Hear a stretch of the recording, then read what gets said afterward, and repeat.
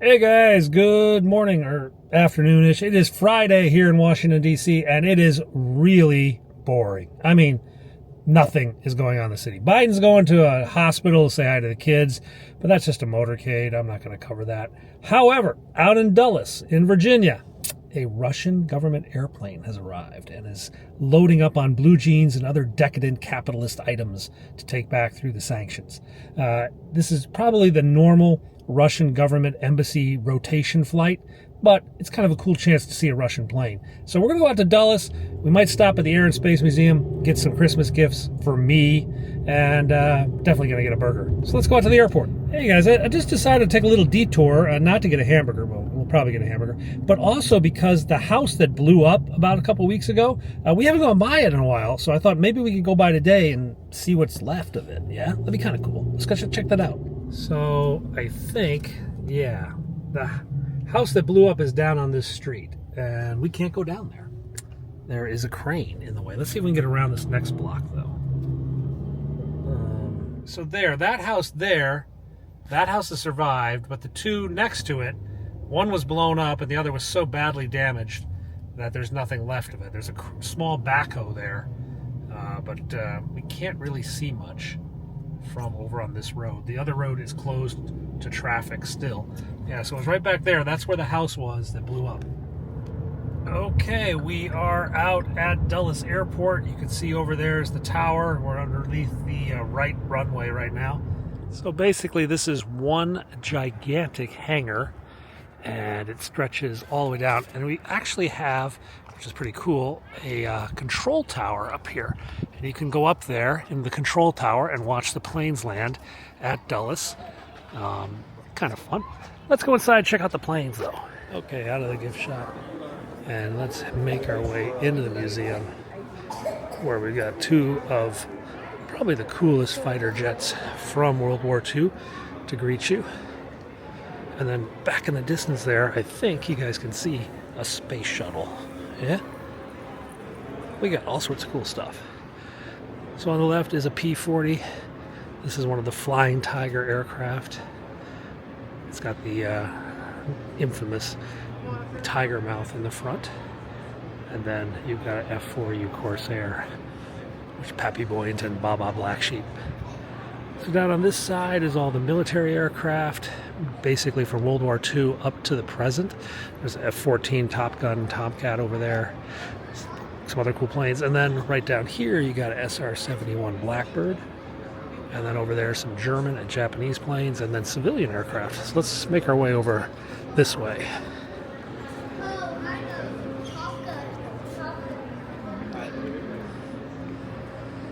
So many cool planes. They've got simulators over there. Never done that. Always kids in the line. They're like, let the kids go first. I'm a kid at heart. All right.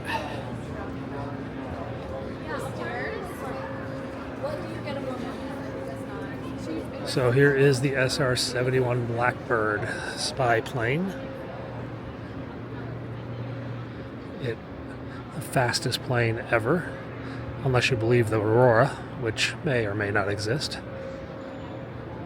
It used to leak like a sieve, I'm told, because when it went up to supersonic speed, it would expand, and then when it's on the ground at normal, it would just pour gasoline out of it, or not gasoline, or jet fuel, or whatever it had. Let's make our way down through here. This is a German aircraft. I think it's a pusher. I think it's got a propeller in the front and a propeller in the back. Yeah, it's one of the German planes. The Dornier 355. So you can see it here. Dual propeller. And this is one of the first jets ever, I believe. Blitz. The first operational jet bomber. I knew it. More German aircraft. Over here is Japanese aircraft. That's a Kita. What's this? Is called George. Now there's a Zero down at the Air and Space Museum downtown. This is a P-47. You guys ever heard the Red Tails trained in the P-47, then they switched to the P-51 if I recall. And up there, guys, that is a B-29. Not just any B-29, the Enola Gay. That is the plane that dropped the nuclear bomb or atomic bomb on Japan. That is the actual aircraft. I just read this morning that the air base that they took off from Tinian is going to reopen, given the American interest in the China-Asia region. So Tinian, the airport which launched the B-29, is once again going to be an operational air base for the United States.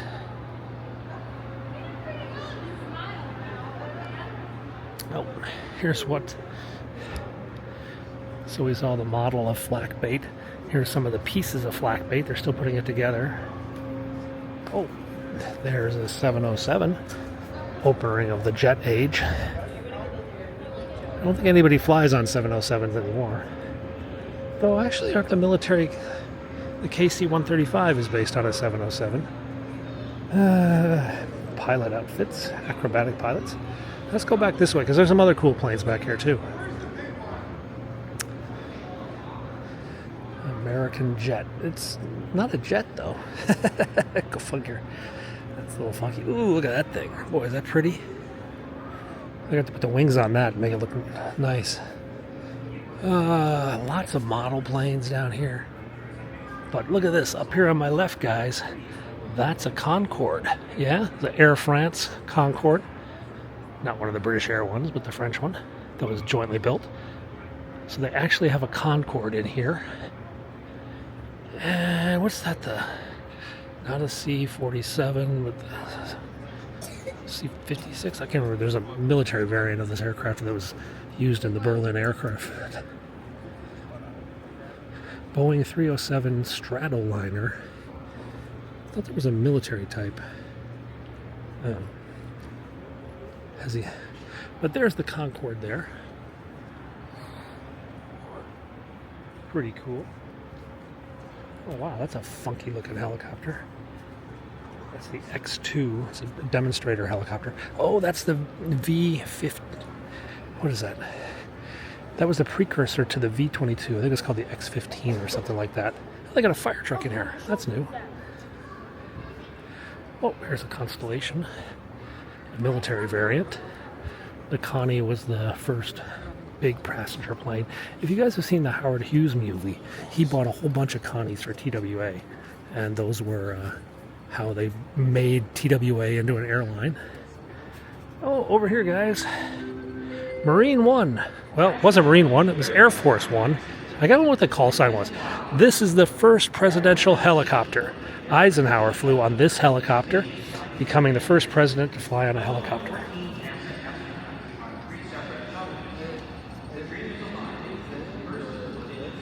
I don't think they had the same call sign then. That's what you'll call the Robinson. Those helicopters you see all the time. There's an auto gyro. Some very fun stuff. Let's go see the V-22 precursor, though. It's right over here. I actually saw it fly in the Capitol once. When we were debating on Capitol Hill whether to buy the V-22, they brought the X-15 or whatever it was called. I can't remember right now. They brought it out to the Capitol and flew it around. Crash rescue truck. Oshkosh Crash Rescue. Oh, this vehicle was the first of 2 foam trucks from Reagan National Airport that responded to the Pentagon on September 11th. So this is the that helped put out the fires at the Pentagon from the first moment. National Airport is only about half a mile or so from the Pentagon. The Pentagon had a crash truck, but it was destroyed, damaged, so they had to call the fire trucks from Reagan over, and this was one of the first 2 trucks to respond. That's pretty historic. Yeah, it was the X-15, the XV-15. This was the precursor to the V-22. And my phone's ringing. Okay, we're back behind the SR-71 again. And now we're going to swing over into this hallway with the Space Shuttle. What isn't this? The Glamorous Glennis? Or is this? This is the X-1, right? Yeah, the X-1 Glamorous Glennis. This is the first aircraft to ever go past the speed of sound, piloted by Chuck Yeager, based on the design of a 45 caliber slug or something, or 50 caliber slug. Oh, They got a spacesuit. You can try on a spacesuit, I guess. But up here, the space shuttle. Pretty cool. This is the Discovery. What else do we have? The Enterprise. They used to have the Enterprise, then they moved the Discovery here. Because the Discovery's actually been in space. The Enterprise had never gone into space. Satellite, at least that's a test version that you see up there in the ceiling. But this is a real big one. It's actually really big. Oh, that's the Canadian space arm in front of me.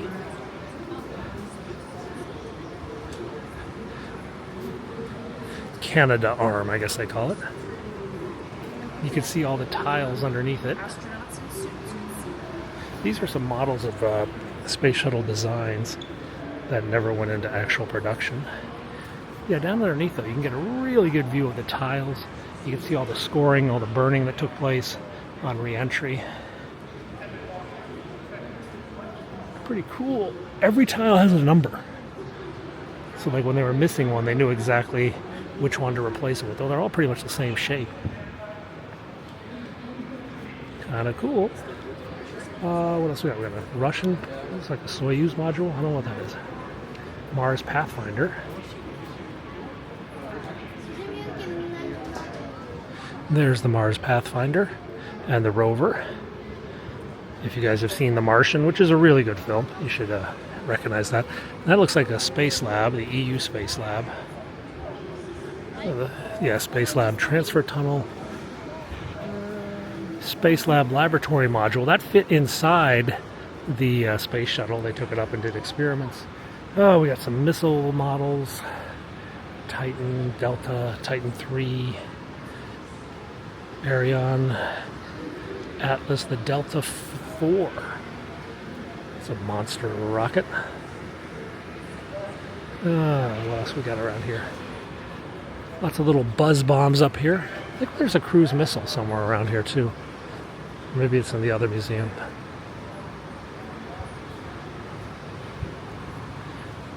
This, I think, used to be like a rocket that they like shot off of a... No, it's the next one. Yeah.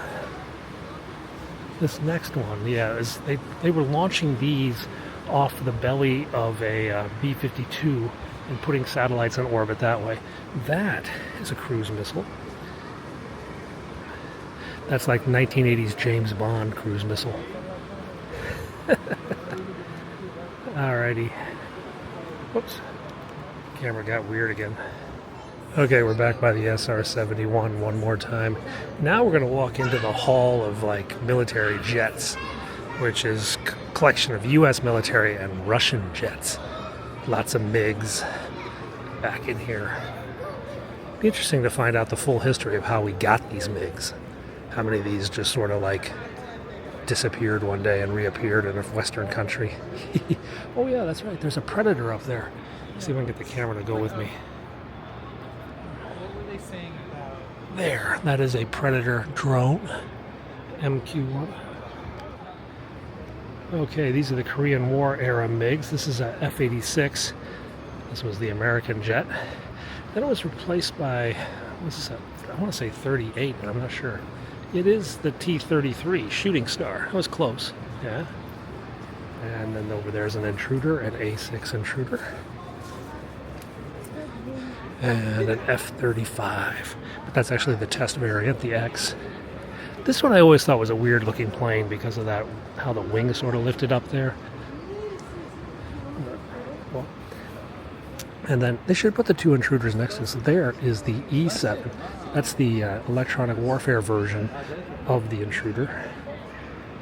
And then here, of course, F-14 for your big Top Gun fans. Still in possession of the Iranians. They have a couple. And then the F-18, one of the Blue Angels, painted up. This is the nose section. Oh, this is actually the whole fuselage of flak bait. So they got to put the wings on this and the tail. I guess they're still putting this together. This is actually a working museum. They put the planes together here. So you'll see parts and bits kind of all over the place. Oh, is it the Thunder Chief or something? No, the Super Saver, F-100 Super Saver. That looks like a V1, though it's an American version, but it's basically a captured V1 that we painted with American colors and then tested. And then this plane. This is one of the planes that was at Pearl Harbor on December 7th, 1941. This plane was at Pearl Harbor. It's one of only a few planes in the world, I think, that was actually there on that day. Pretty crazy. All right, let's go by the helicopters. So that's a CH-46. That used to support the president. They used to have CH-46 as part of HMX-1. And of course, a Huey, the Bell UH-1, the helicopter most associated with Vietnam, along with this, the Cobra, the gunship of Vietnam. And then this is a SAM-2. It's a Russian missile. And then this is the Thunder Chief, the F-105, another Vietnam-era plane. Anyway, pretty cool museum. I've seen a lot of Russian planes here. Why don't we go out and see the active duty Russian plane that's out on the runway? Okay, like a lot of you, I suspect, we are in a parking garage, making our way up, looking for a spot. Though I'm not flying anywhere, we're just looking for a plane. But all right, let's get up onto the roof. Okay, guys, over there, that is the Russian jet. It's pretty far off there. It looks like they're loading it up now. There's a police car, a couple vans. Looks like the stairs have gone. Yeah, there's the bus behind it. So it's ready to get moving, I think. All right, guys, that's the Russian plane. There's around the side, there's a few vehicles. I think they brought the embassy people out, and they're loading up all their decadent Western capitalist goods onto the Russian plane. But we're supposed to get it taxiing pretty soon. We'll see if it's on schedule or my guys are off. Nope, now it's starting to leave. I'm not sure where it's going. Taking it over to another runway.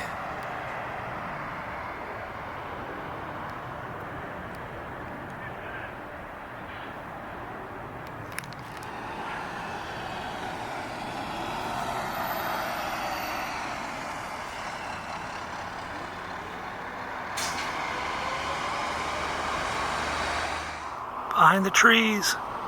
Where are you going? Out of sight.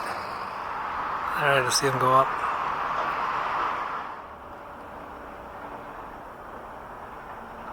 JFK, I think.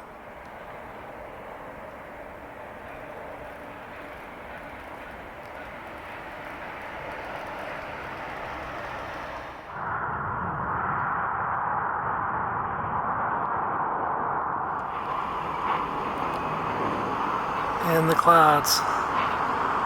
Okay, guys, so that was the Russian jet, plus a whole bunch of other planes. Listen, tomorrow we've got Biden off to Camp David on Marine One. We'll show you down the White House. Check that out. We'll see what else is going on in the city on the day before Christmas Eve. Yeah, tomorrow's the day before Christmas Eve. Anyway, thanks a lot for watching. I will see you guys tomorrow. It's going to be a quiet week, but we'll still make some videos and let you see what life is like in Washington, D.C. All right, bye-bye.